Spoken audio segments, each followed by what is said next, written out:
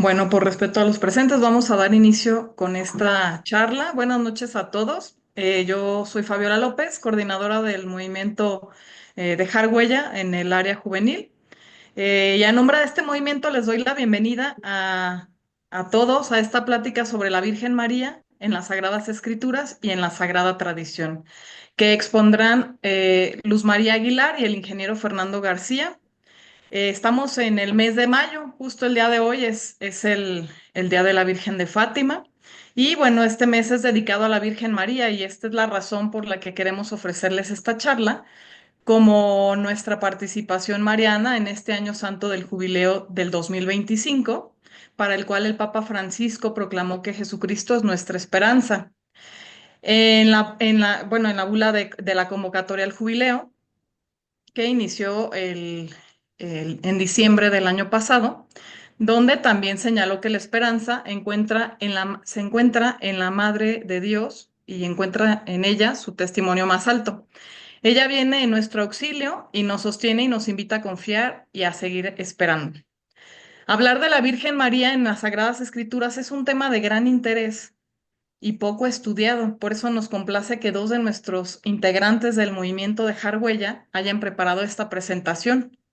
Ahora les voy a presentar a ellos. Luz María Aguilar tiene 72 años, está casada con el ingeniero Fernando García y ellos tienen 7 hijos y 2 nietos. Estudió la licenciatura en Pedagogía en la UNAM.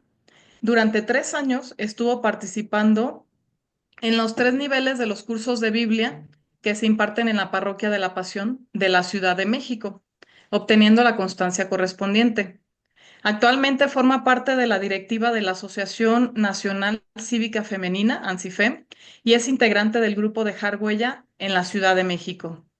Por su parte, el ingeniero Fernando García es ingeniero químico egresado de la UNAM, donde elaboró durante 49 años como profesor y actualmente está jubilado.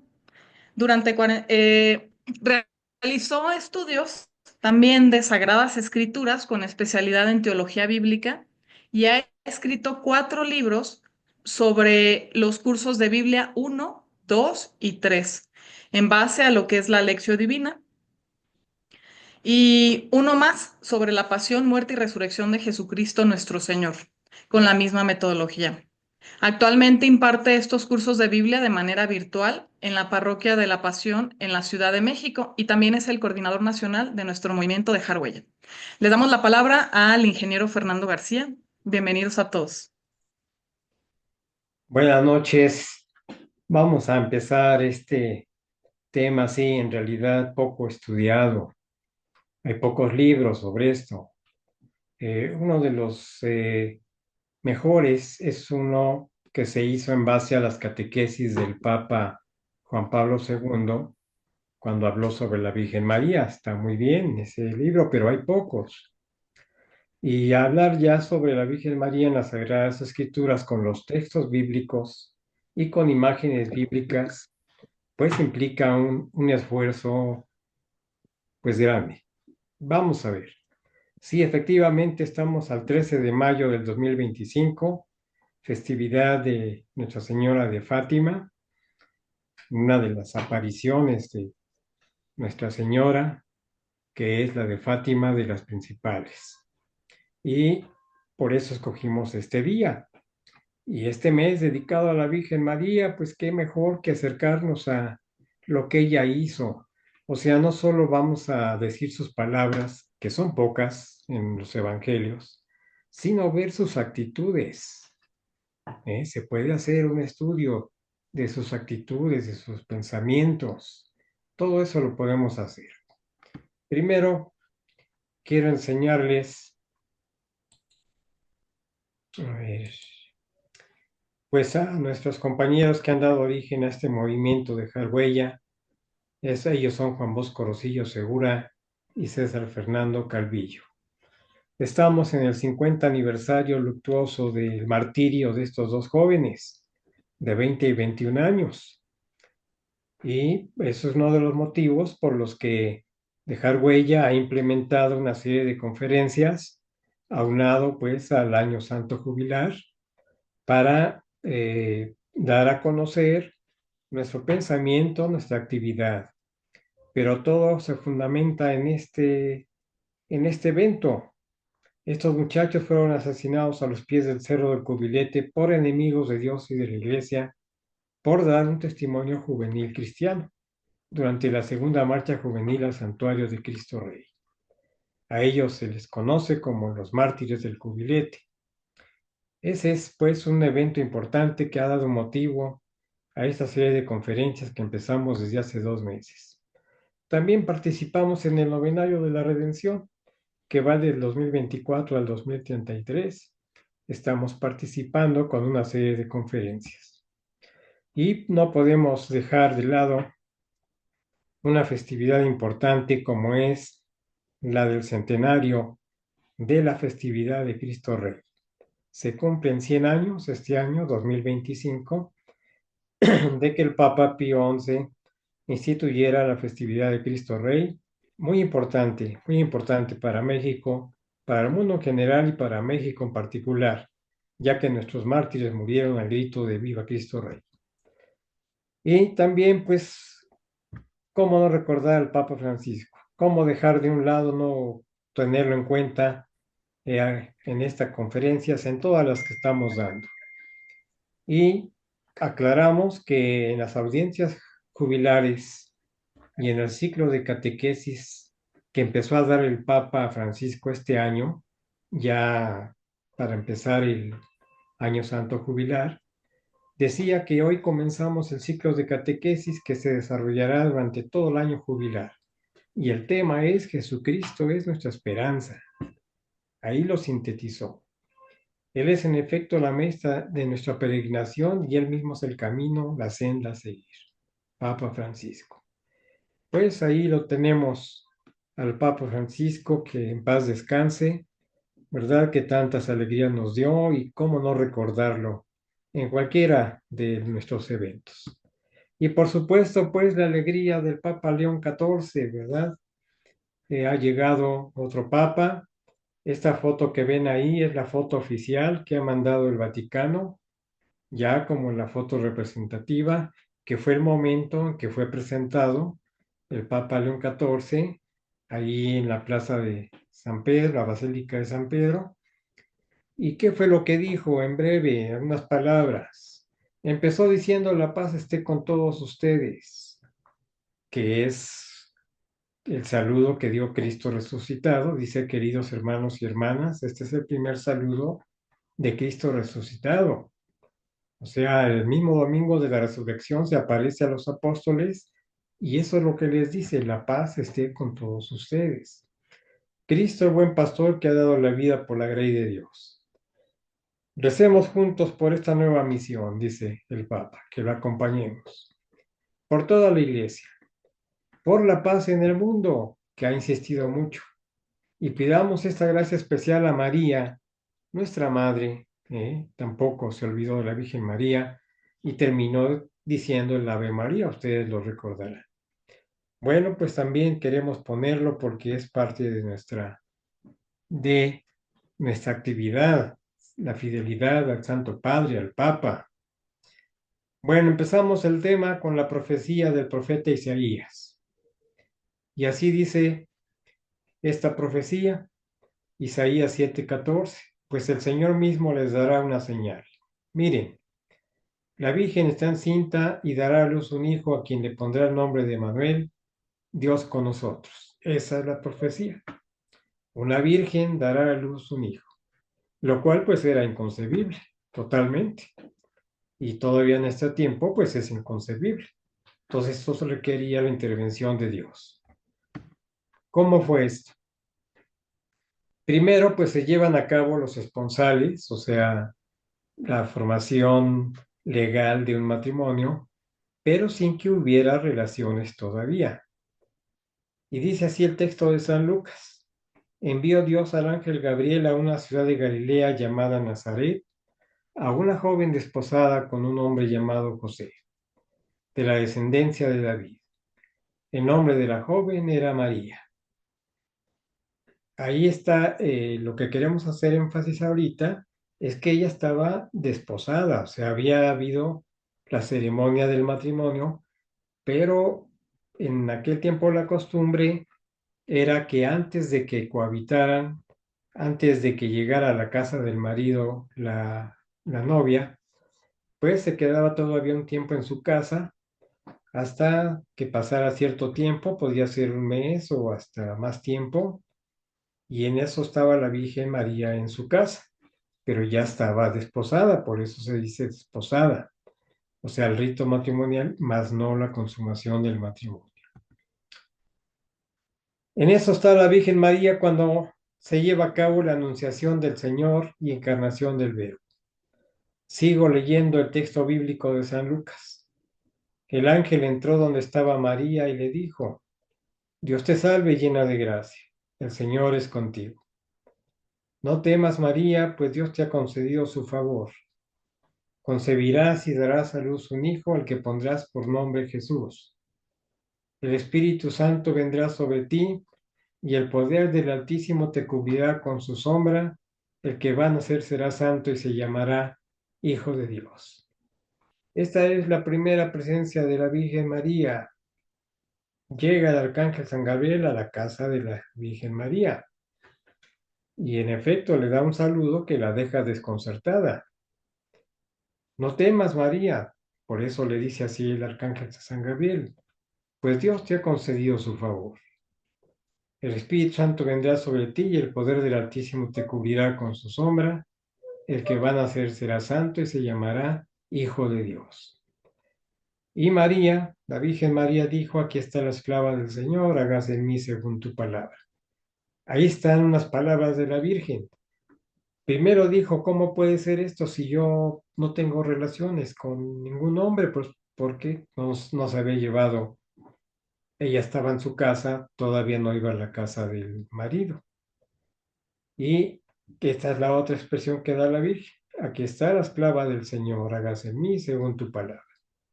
En este momento se llevó a cabo la concepción de Jesús, el Hijo de Dios se hizo hombre. ¿Qué ocurre después? Y aquí van a venir otras palabras de la Virgen. Hay que ver sus actitudes, lo que está pasando en la Virgen María, humanamente hablando, pues ella está desconcertada. Es cierto que, como vimos en la anterior imagen, una imagen muy bien hecha, ¿verdad? Ella estaba estudiando las escrituras, como aparece ahí hasta abajo, un rollito, ¿verdad? Abajo, a un lado del tapetito. Esos eran los libros de aquel entonces, pues, unos rollitos donde estaba, sobre todo, los escritos de Moisés, la ley y los profetas, y ahí y algunos salmos, por supuesto. Y ahí meditaba la Virgen María, es lo que estaba haciendo. Entonces, ella pues guarda todo eso, como va a ser una frase de San Lucas, va guardando todo eso en su corazón, lo va meditando, va viendo la razón de ser de todo lo que está pasando, no sabe exactamente cómo es esto. Es una joven de 19 años. En este momento la Virgen María tenía 19 años.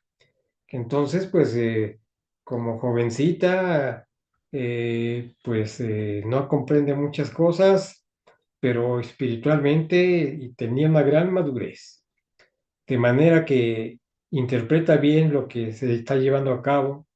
Pero cuando el arcángel Gabriel le dice que va a ir que su pariente Isabel ha concebido, Isabel ya era grande, mayor de edad, no precisamente una anciana, una viejita. No, lo que pasa es que en aquel tiempo, después de los 50 años, pues ya era una persona de edad mayor. Y eso es, como vemos en la imagen, no es una anciana, es una mujer de unos 50 y tantos años. Era probablemente su tía de la Virgen María. Y vamos a ver el texto que dice así: Cuando Isabel oyó el saludo de María, el niño saltó en su seno. Entonces Isabel, llena del Espíritu Santo, exclamó a grandes voces: Bendita eres tú entre las mujeres, y bendito sea el fruto de tu vientre. Pero ¿cómo es posible que la madre de mi Señor venga a visitarme? Todo esto impresiona a la Virgen María, ella saluda pues a su pariente, a su tía, y que ella llena del Espíritu Santo responde esto. Entonces pues queda más impresionada la Virgen María. Pues si ella no ha comentado nada y además la llama, ¿cómo es posible que la madre de mi Señor, la palabra Señor en aquel entonces se daba únicamente a Dios, al Dios del Antiguo Testamento? Entonces, es un saludo totalmente lleno del Espíritu Santo, es el que le hace exclamar esto.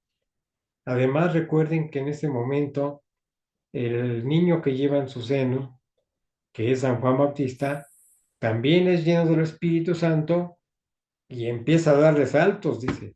Mi hijo empieza a brincar, pues, en la forma como se hace con las mujeres embarazadas.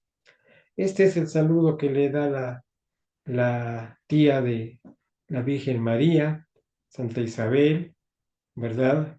Repito, no era una anciana, pero ya en aquel entonces, hablar de arriba de 50 años, hablamos de un adulto mayor en los términos actuales. ¿Qué dice la Virgen María? Pues aquí está el himno principal de la Virgen María y las palabras más completas. Algo hermoso, solemne. Dice María, dijo María, dice de San Lucas, mi alma glorifica al Señor y mi espíritu se alegra en Dios mi Salvador, porque ha mirado la humildad de su sierva. Desde ahora me llamarán bienaventurada todas las generaciones, porque ha hecho en mí cosas grandes el poderoso. Y ahí sigue todo lo que ya conocemos como el Magnificat. Es la respuesta que da la Virgen María. Es un himno, es un canto, es una oración, que es lo único que nos proporciona la Virgen María. Lo demás son palabras, son algunos gestos, ¿verdad? Actitudes, su actitud ahorita juvenil. Ella como joven está muy entusiasmada, sabe el alcance que tiene el ser la madre de Dios. Bueno, eso aparte, pero sí la madre del Mesías. Todavía la madre de Dios le va a costar trabajo. Pero la madre del Mesías eso lo entiende muy bien, que a eso ha sido llamada. Eso es lo que esperaba el pueblo de Israel. Y por eso dice, mi alma glorifica al Señor y mi espíritu se alegra en Dios mi Salvador, porque ha mirado la humildad de su sierva. O sea, se ha fijado en mí la humilde sierva. Y además el Todopoderoso ha hecho en mí cosas grandes, pues la ha hecho madre del Mesías. Estas son las palabras, la más completa. Es admirable, el canto es precioso, el himno es precioso. Ella lo hizo. No necesitaba copiar algunos textos del Antiguo Testamento, los había leído, por supuesto, pero ella tenía pues toda la espiritualidad como para llevar a cabo este canto tan hermoso, que hay que leerlo completo. Ahí está la cita, San Lucas 1, 46, 55. Aquí nada más damos el inicio. Pues ahí está lo que teníamos al principio. Vamos a pasar ahora a otra parte que nos va a dar mi esposa Luz María. Eh, Tomemos en cuenta que ya siendo desposada la Virgen María con San José y viviendo en su casa, ella está embarazada porque ya ha recibido la visita del Espíritu Santo cuando el ángel le dice que concebirá al Salvador. Y entonces San José, su esposo, que era justo y no quería denunciarla, porque en ese momento, en esa época, el denunciarla significaba que ella moriría apedreada. Entonces San José decidió separarse de ella en secreto. Después de tomar esta decisión, el ángel del Señor se le apareció en sueños y le dijo, José, hijo de David, no temas aceptar a María como tu esposa, pues el hijo que espera viene del Espíritu Santo. Dará a luz un hijo y le pondrás por nombre Jesús, porque él salvará a su pueblo de los pecados. Y aquí se cumple la profecía de Isaías que en un inicio nos comentó el ingeniero Fernando. Y al final, cuando José se despierta del sueño, hizo lo que el ángel del Señor le había mandado. Y al final, también, Él, cuando nace ese pequeñito de la Virgen María, le pone Jesús. Ahora veremos que viene el nacimiento del niño Dios. Mientras estaban en Belén, hay que dar el contexto de que en la época en que nace el niñito Jesús, el emperador romano era Augusto y específicamente el gobernador Quirino era el que estaba en Siria, en la zona donde el niñito Jesús nació, y mandan a hacer un censo de todos los pobladores del Imperio Romano, y en este contexto les toca ir a la ciudad de Belén porque que es Judea y es la ciudad de David. Ellos están viviendo ahorita en Nazaret, que pertenece a Galilea, y tienen que desplazarse a la ciudad de Belén para ser censados. Mientras estaban en Belén, le llegó a María el tiempo del parto y dio a luz a su hijo primogénito. Lo envolvió en pañales y lo acostó en un pesebre, porque no había sitio para ellos en la posada. Esta es, quiero que pensemos un poco en las dificultades que encontraron la Sagrada Familia para que el pequeño naciera, porque nace en un portal, en un lugar de los animalitos. No encuentran posada y entonces tienen que buscar, ahí es donde nace el niñito Jesús. Y las dificultades y las implicaciones que esto tenía como para la Virgen María, ¿no? El dar a luz a su pequeñito que ella sabía que era el Mesías y que no encontraba un lugar, y el único lugar que encontró fue en un pesebre. Ahora, después de esto y de suscitarse también, los primeros que visitaron al niño Jesús fueron los pastores, pero después también los paganos vienen a postrarse ante nuestro Señor. Hay que considerar que estos personajes en su momento son sabios de la época, no tanto como magos, sino más bien son sabios de la época que al ver aparecer una estrella y conocer un poco lo que son la religión judía y que vendría un rey salvador, al encontrar en el cielo esta estrella, ellos se desplazan para buscar a este personaje. Ellos llegan a Jerusalén y entonces encuentran al rey Herodes como rey de ese lugar y le preguntan que dónde ha nacido el rey de los judíos porque vieron aparecer su estrella. Y entonces el rey Herodes se espanta un poco y manda a hablar a los sacerdotes y a los superiores de la religión en ese momento, y ellos, después de oír al rey, bueno, ellos, estos personajes le dicen que el rey de los judíos nacerá precisamente en Belén. Ellos, después de oír al rey, se pusieron en camino y la estrella que habían visto en oriente los vio hasta que llegó y se detuvo encima de donde estaba el pequeño. Ellos estaban muy contentos porque cuando llegan a Jerusalén desaparece la estrella, por eso preguntan a Herodes, y luego vuelve a aparecer y se posa ahí donde está el niñito Jesús. Entraron en la casa, vieron al niño con su madre María y lo adoraron postrados en tierra. Abrieron sus cofres y le ofrecieron como regalo oro, incienso y mirra. Aquí es muy importante encontrar que la Virgen María, al conversar con los Reyes Magos, porque esto era natural, les da muchas pistas en los que se afirma que efectivamente el niñito Jesús era ese rey, ese Mesías que el pueblo de Israel esperaba. Y lo más importante, esta cuestión de que después en sueños un ángel se les aparece y les dice que no regresen porque Herodes les ha pedido que regresen para que le digan dónde está ese pequeño y que él también lo va a ir a adorar. Pero esto era mentira. Herodes lo que quería era matar al pequeño. Y entonces los Reyes Magos deciden irse por otro camino a su lugar de origen. Y van contentos porque han encontrado a ese Mesías de las que hablaban la religión judía y de la que se había prometido que sería el Salvador del mundo. Después de esto, a los 40 días, Jesús es presentado en el templo.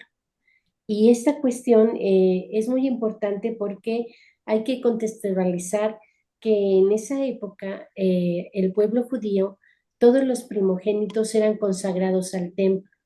Y esta cuestión la hacen José y María presentándose en el templo y llevando dos pichoncitos porque eran muy pobrecitos y iban a dar dos pichoncitos en sacrificio para presentar al niño Jesús. Y esta cuestión es importante porque cuando se cumplieron los días de la purificación prescrita por la ley de Moisés, llevaron al niño Jesús a Jerusalén para presentarlo al Señor.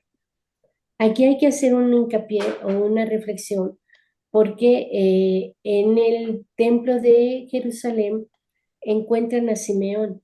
Simeón era un hombre justo y bueno y le había pedido a nuestro Señor, a Dios, que no lo retirara de la tierra hasta ver al Mesías.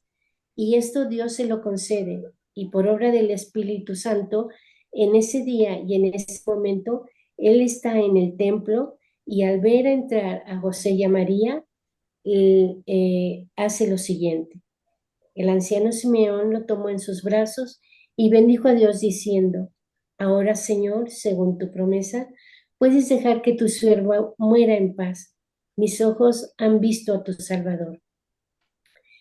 Y también en este momento, este Salvador, el mismo Simeón nos dice que será signo de contradicción.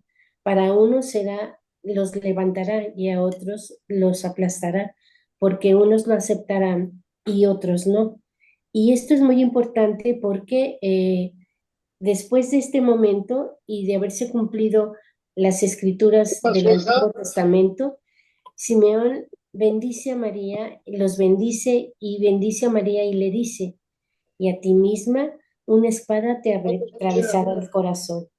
Esto significa que le está anunciando que María tendrá que sufrir mucho, que el gozo de presentar a su primogénito en el templo implicará también el sufrimiento posterior en la vida de este Mesías y de este Salvador.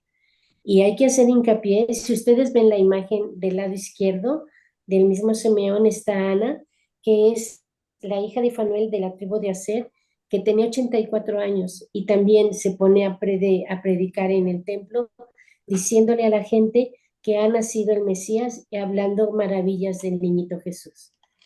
Lo que sigue es precisamente que este sufrimiento de María empezará desde que el pequeñito es un bebé, porque cuando se van los sabios de Oriente, el ángel del Señor se aparece en sueños a José y le dice, levántate, toma al niño y a su madre, huye a Egipto y quédate allí hasta que yo te avise, porque Herodes va a buscar al niño para matarlo.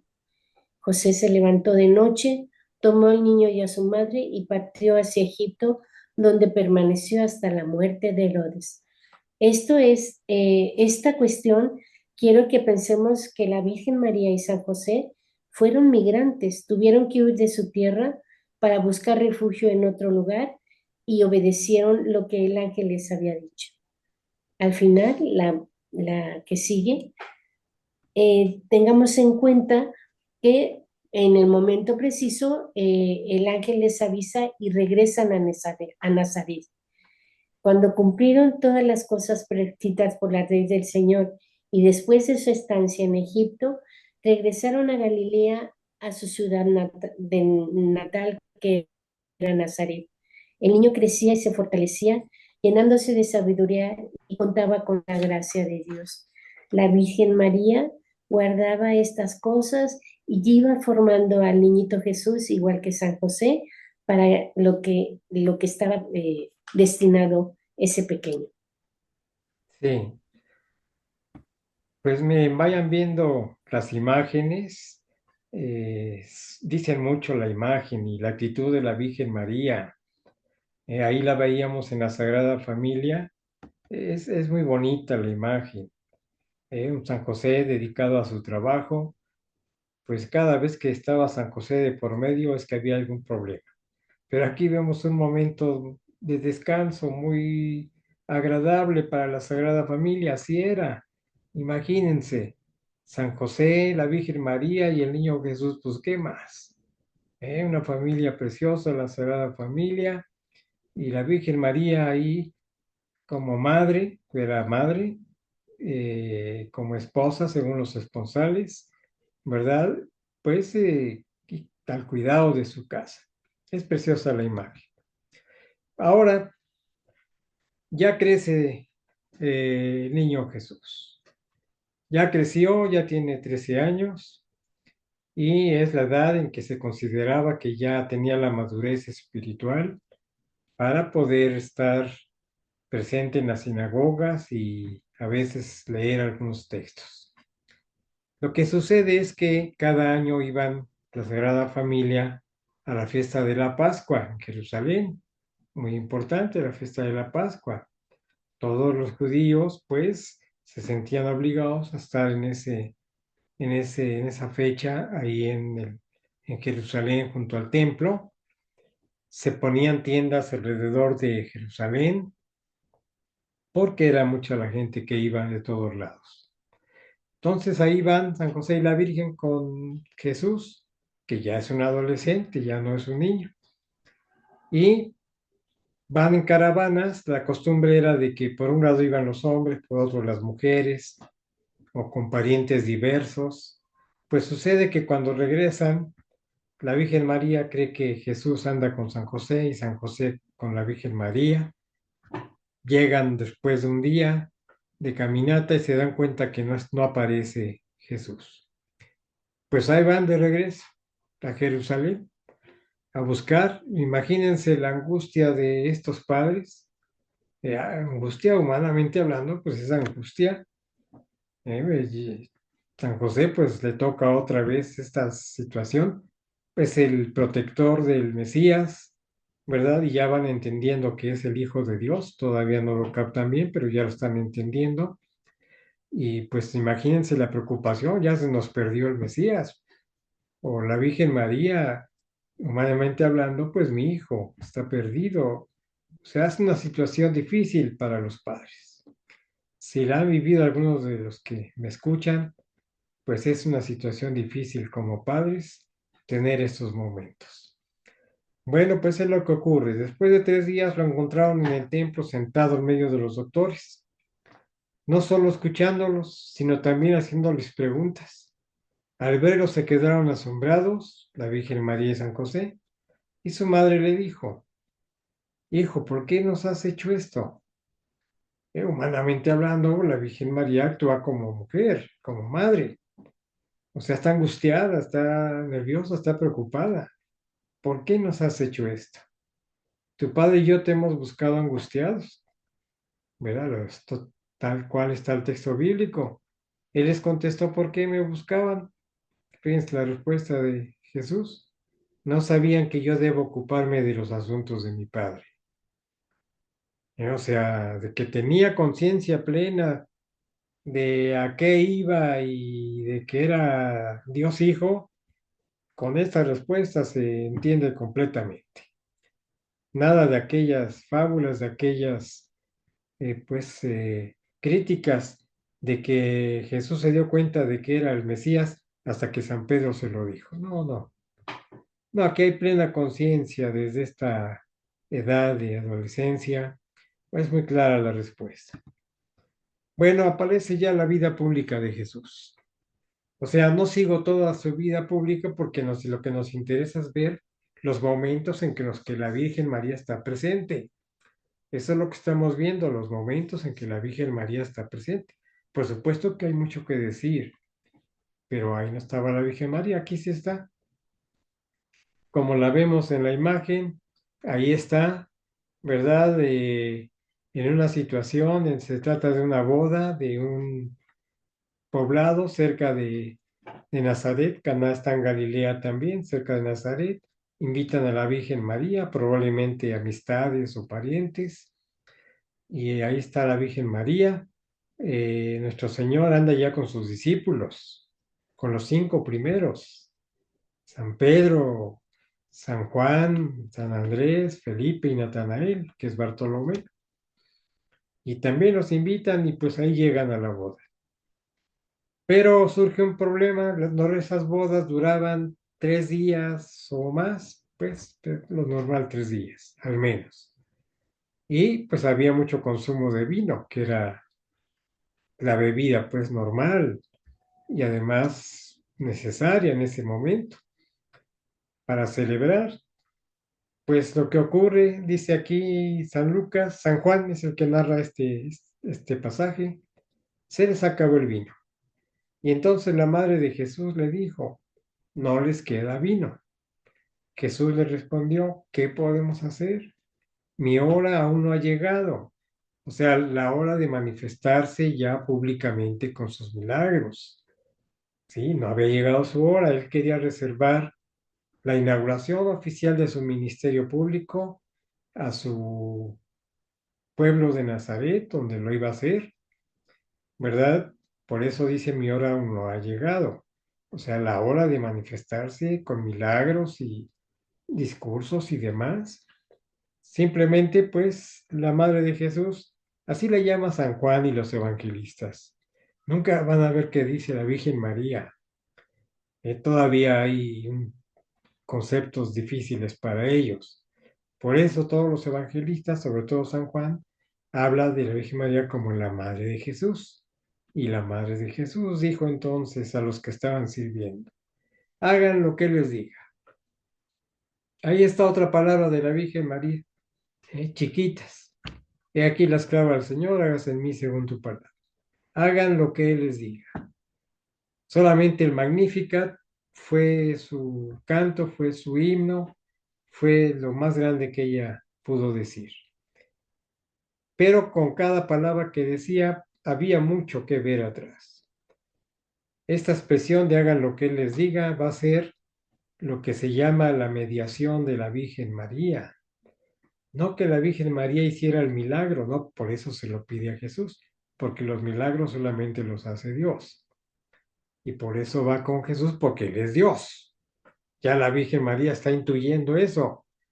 O sea, otra vez vamos a las actitudes de la Virgen María. Han ido cambiando de aquella jovencita de 19 años. Ahorita ya pasaron 30 años. Ya está cerca de los 50, ya está en los 50 años.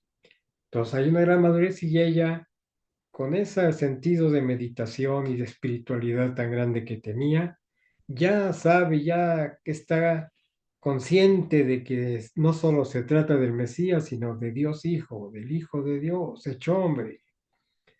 Entonces por eso va con él y a él le dice, hagan lo que les diga. Esa es su expresión preciosa. Bueno, nos vamos ya hasta el final. Repito, la idea es ver el lugar, los pasajes donde está la Virgen María. Por eso es la Virgen María en las Sagradas Escrituras. Y estos son los pasajes de la Virgen María. No se ve nada más. No está como tal en la vida pública de Jesús, salvo en ese inicio de las bodas de Caná, pero no vuelve a aparecer la Virgen María como tal. Ella se va a Nazaret, pues donde vivía con la casa donde estaba San José. San José ya había muerto, todo nos indica que San José había muerto porque ya no se habla de él en ningún lado después de aquella eh, aparición en el templo cuando está Jesús ahí. Entonces, aquí está la María Santísima a los pies de la cruz. Por eso nos vamos ya hasta la cruz. Junto a la cruz de Jesús estaban su madre, otra vez es San Juan, el que dice esto, la hermana de su madre, María, la mujer de Cleofás, y María Magdalena. Punto aparte, que ya algún día tendríamos que hablar mucho de María Magdalena, ahí está presente, al pie de la cruz. a los pies de Jesús, siempre presente a los pies de Jesús. Y dice así San Juan: Jesús, al ver a su madre y junto a ella al discípulo a quien tanto amaba, dijo a su madre: mujer, ahí tienes a tu hijo. Después dijo al discípulo: ahí tienes a tu madre.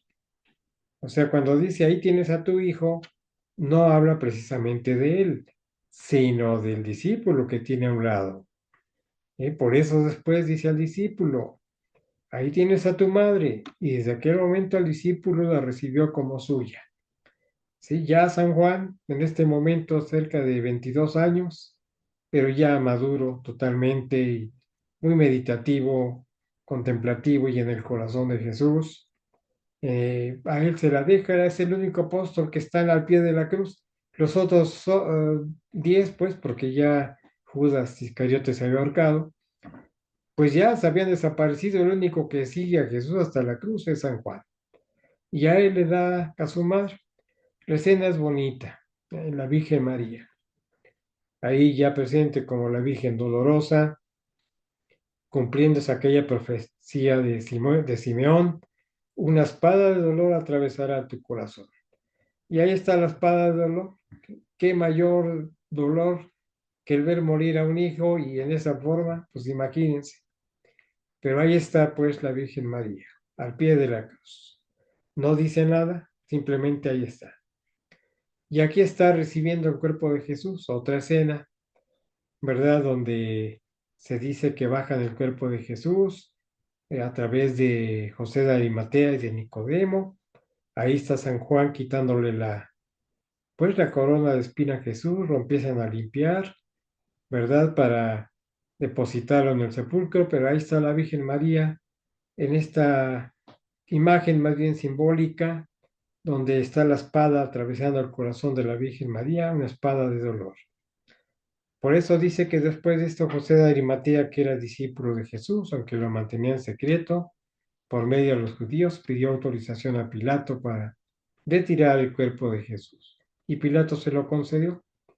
De esta escena hay obras de arte magníficas, como la de Miguel Ángel de la Piedad, una obra de arte muy espiritual, pues muy parecido a esto. Viene la sepultura y ahí está la Virgen María. Ahí está, como vemos en esta imagen, ahí está San Juan, ahí está María Magdalena, José de Arimatea, Nicodemo, sepultando a nuestro Señor. Y dice así el texto, que es de San Juan: entonces José de Arimatea fue y tomó el cuerpo de Jesús. Llegó también Nicodemo, el que en una ocasión había ido a hablar con Jesús durante la noche. Cerca del lugar donde fue crucificado Jesús había un huerto, y en el huerto un sepulcro nuevo en el que nadie había sido enterrado. Allí pues depositaron a Jesús. Ahora, por eso cuando comenzamos dijimos que no solo por las Sagradas Escrituras, sino por la tradición de la Iglesia, hay cosas que no vienen en las Sagradas Escrituras, que no vienen en la Biblia, pero son un hecho en toda la doctrina de la Iglesia. Y una tradición, sobre todo reforzada por estudios bíblicos de biblistas, grandes biblistas, son los que afirman esto. La tradición señala que una de las apariciones de Jesús resucitado fue a su madre, la Santísima Virgen María, que tendría en este momento cerca de 53 años aproximadamente. Entonces ahí vemos la imagen de un Jesús, pues, que va a consolar a su madre, porque pues, la ve preocupada, llorosa, muy dolida. Y ese es el rostro de Jesús muy bien hecho en esta imagen. Preciosa la imagen. Madre, ¿qué le habrá dicho? Madre, aquí estoy. No te preocupes, ya no llores. En fin, pues tantas cosas. La impresión es grande y la alegría que va a seguir también es muy grande. Esto es ya de tradición, no está en las Sagradas Escrituras, pero es tradición de la Iglesia. Viene pues otro pasaje donde está la Virgen María en la ascensión de Jesús, cuando Jesús sube al cielo. Dice así San Lucas: después los llevó fuera de la ciudad hasta un lugar cercano a Betania, y alzando las manos los bendijo. Y mientras los bendecía, se separó de ellos y lo vieron elevarse, hasta que una nube lo ocultó de su vista. Y ahí en la imagen, que es la que hay que ver, para ver lo que pasa con la Virgen María, qué pasa en su corazón, cuál es su actitud. Pues aquí imagínense, después de haber visto a su hijo vivo, resucitado, pues va a acompañar a los apóstoles. Ahí está otra misión de la Virgen, no acababa todavía su trabajo. Y va a acompañarlos y en el momento de la ascensión, dice San Lucas, después de comer, los llevó cerca de Betania, que estaba a unos 2 kilómetros, ahí por el Monte de los Olivos, y dándole la bendición se elevó hasta que las nubes lo taparon. Y ahí vemos a la Virgen María. Y al fondo a la izquierda, ahí está María Magdalena. Las imágenes bíblicas no pueden descartar la presencia junto a la Virgen María. La Virgen María, su mayor apoyo que tuvo en estos momentos fue María Magdalena, además de su hermana, la mujer de Cleofás. Pero María Magdalena es la que estaba ahí junto a ella, pues, junto a la Virgen María. Y aparece también donde aparece la Virgen María. Bueno, pues, ¿qué sucede ahora? Nos dice los Hechos de los Apóstoles. Acostumbraban reunirse los apóstoles de común acuerdo, ya después que se fue Jesús, para orar en compañía de algunas mujeres, de María, la madre de Jesús, y de los primos de Jesús. Entonces ahí está la Virgen María haciendo oración con los apóstoles. Después de la ascensión y antes de Pentecostés van a pasar 10 días. Entonces, hay oración, están en oraciones. Los biblistas lo llaman, en teología se conoce como un retiro espiritual donde están los apóstoles y varios discípulos. Se cuentan más de 100. Lo más seguro es que estuvieran en el cenáculo, ahí donde fue la última cena. Entonces la Virgen María estaba en oración, como dice San Lucas ya en los Hechos de los Apóstoles, para orar en compañía de algunas mujeres, por supuesto María Magdalena y otras mujeres, y de María, la Madre de Jesús, y de sus primos, de sus parientes. Ahí sigue la Virgen María. Y por supuesto, no podía faltar la Virgen María en Pentecostés. Al llegar el día de Pentecostés estaban todos juntos en el mismo lugar. Recuerden, estaban haciendo oración. De repente vino del cielo un ruido semejante a una ráfaga de viento impetuoso y llenó toda la casa donde se encontraban. Todos quedaron llenos del Espíritu Santo. Ahí está una imagen otra vez bien hecha. La Virgen María en medio, ¿verdad? Ya, pues, los apóstoles, el mayor de ellos era San Pedro, y contaba cerca de 31 años. Pues todos eran jóvenes. Entonces veían a la Virgen María como la plena autoridad y ella así lo tomó. Y sí, acompañada ahí otra vez María Magdalena. Siempre va a estar junto a la Virgen María después de la muerte de Jesús. Todos quedaron llenos del Espíritu Santo. La Virgen María pues ya estaba llena del Espíritu Santo, no necesitaba llenarse, pero los otros sí. Entonces viene todo lo de Pentecostés, que va a ser la fiesta que vamos a celebrar dentro de poco. Muy importante, la fiesta de Pentecostés para la iglesia. Pues ahí está una de las últimas apariciones de la Virgen María. Todo esto se dice de la Virgen María en las Sagradas Escrituras. ¿Qué pasa con la Virgen María? Bueno, pues humanamente tiene que morir, pues muere como tal, o más bien se duerme. Le llaman los teólogos la dormición de la Virgen, pero queda como muerta. Y hay una en Tierra Santa, en Jerusalén, hay una iglesia de la tumba de la tumba de la Virgen María. O sea que fue llevada a un sepulcro y de ahí fue elevada, como dice aquí, el catecismo de la iglesia. O sea que ya es tradición de la iglesia. Esta ya es sagrada tradición. Y dice así el catecismo: finalmente la Virgen Inmaculada fue asunta en cuerpo y alma a la gloria celestial. O sea, no sufrió la corrupción, fue asunta en cuerpo y alma al cielo y enaltecida por Dios como reina del universo. Inmediatamente sube al cielo, cuerpo y alma, y es coronada. Pero ya no quise poner la coronación, ¿verdad? Porque esto ya es parte de la sagrada tradición y lo demás no. Pero aquí está como reina del universo. Asunta al cielo. La asunción de la Santísima Virgen constituye una participación singular en la resurrección de su Hijo y una anticipación de la resurrección de los cristianos. Así que pues eso nos hace ver que ella, haya muerto o no haya muerto, está en el cielo, sube cuerpo y alma. Sagrada tradición, catecismo de la Iglesia, que es el mejor libro para leer junto a la Biblia. La Biblia sola no, dice el Concilio Vaticano II. La Biblia sola no. Debe ir acompañada por la sagrada tradición y el magisterio de la Iglesia. Y la sagrada tradición está en el catecismo de la Iglesia. Sí, el que mandó a hacer el Papa Juan Pablo II y coordinó el Papa Benedicto XVI cuando era el cardenal Ratzinger. Obra maravillosa. Ahí está toda la tradición de la Iglesia. Bueno, pues ese es lo que tenemos y así se proclamó este dogma.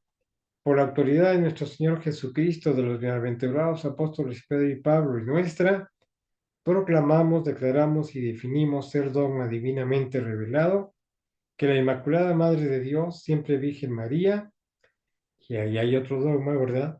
Cumplido el curso de su vida terrestre, fue asunta en cuerpo y alma a la gloria celestial. Ahí está, de su Santidad Pío XII, 1950. Ahí está el dogma de la Asunción de la Virgen María. Y pues no queremos dejar de hablar un poquito, más bien pues de ver, aunque sea a la festejada del día, que es la Virgen de Fátima. Esa es la festejada del día, Nuestra Señora de Fátima, ahí la tenemos, junto a los tres pastorcitos, Francisco, Jacinto, Jacinta y Lucía. En esas apariciones en Portugal, 13 de mayo fue la primera, que es la festividad de hoy, y la última va a ser el 13 de octubre, son 6 de 1917. Entonces, pues es la festejada. Pero, pues tendríamos que hablar de las otras apariciones que son las oficiales de la iglesia. Estas son las apariciones oficiales. Se habla de otras, pero están en estudio. La segunda es la de Nuestra Señora de Lourdes, en Francia. Ahí está Santa Bernardita, otra muchachita, pues, recibiendo, una joven, ya más bien una joven, recibiendo el mensaje de la Virgen de Lourdes en 1858. Siglo XIX, siglo XX, la Virgen de Fátima, y por supuesto la Virgen de Guadalupe, las apariciones de Guadalupe, que es la más antigua de las apariciones de la Virgen María. Es la primera, 1531, siglo XVI, ahí con San Juan Diego. Admirable, pues de ella ya hemos hablado en otras ocasiones, pero había que poner las apariciones de la Virgen María. ¿Qué sucede con la Virgen María cuando ya acabó todo? Pues ella se empieza a aparecer.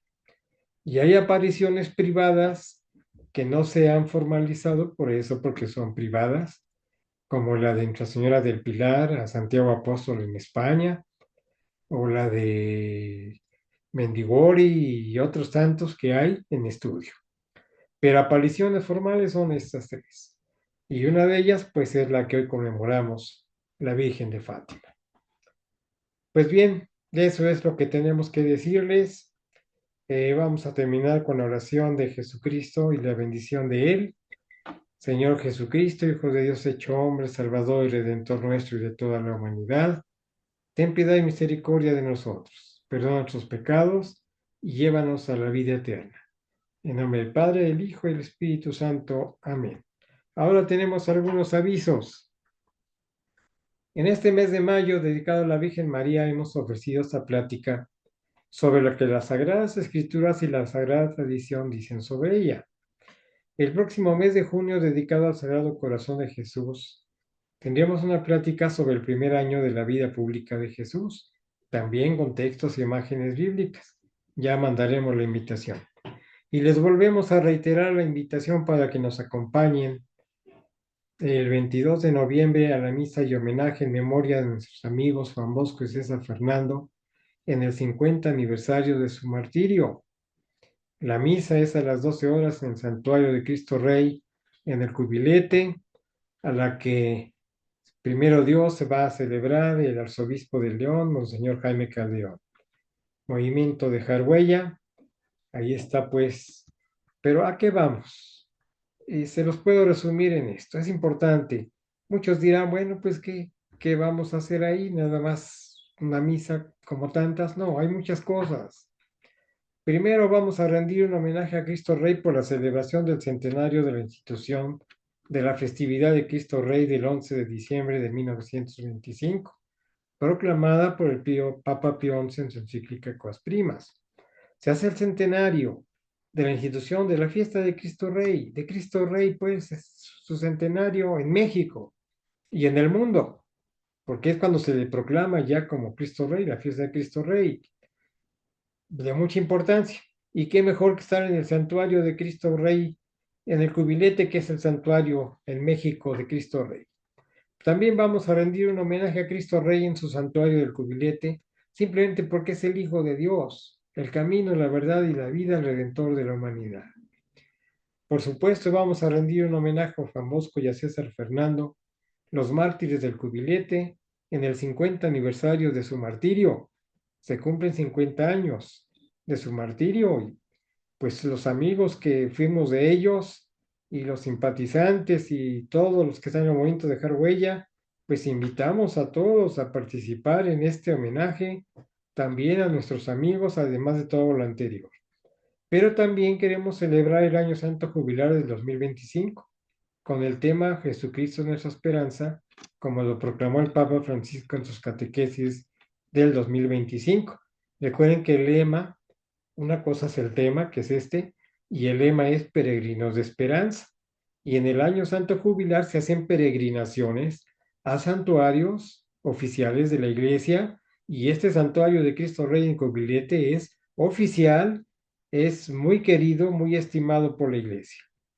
Finalmente, lo que pretendemos es un encuentro con Jesucristo nuestro Señor. Va a ser un verdadero encuentro. Ahí está Cristo Rey, ahí está Cristo, por supuesto que sí. Este encuentro va a ser encuentro si nos lleva a conocerlo, amarlo, seguirlo y anunciarlo. Entonces sí fue encuentro, porque después se habla de encuentros con Cristo, pero no conducen a nada, no. Tiene que conducir algo. Y esto es a conocerlo, amarlo, seguirlo y anunciarlo, por lo que cada participante debe prepararse para este momento tan especial. A eso los invitamos. Pues muchas gracias. Con esto terminamos.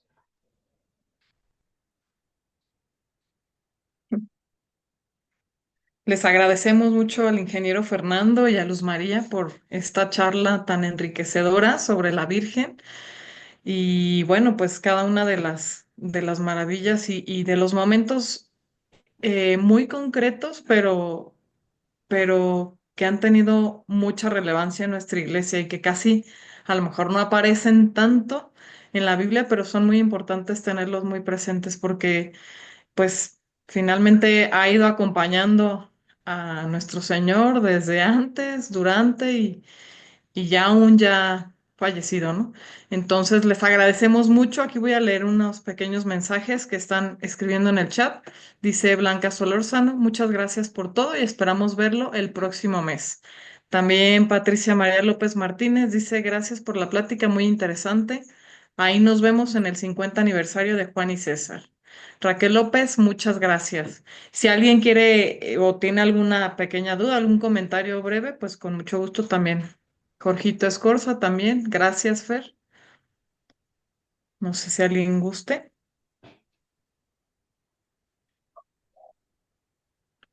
Bueno, gracias mil también, Juan Arellano. Y pues bueno, a nombre del movimiento de Huella, les agradecemos mucho que nos hayan acompañado en esta charla. Y como ya dijo Fer, los esperamos en la próxima charla para seguir preparándonos y seguir colaborando y alistándonos para el próximo mes de noviembre. Que tengan una bonita noche. Gracias. Buenas noches. Buenas Gracias. noches. Luego, buenas noches. Buenas noches, muchísimas gracias. Sí, buenas noches. Gracias, buenas noches. Buenas noches, Aurora. Gracias. Buenas noches. A todos, buenas noches, Pati.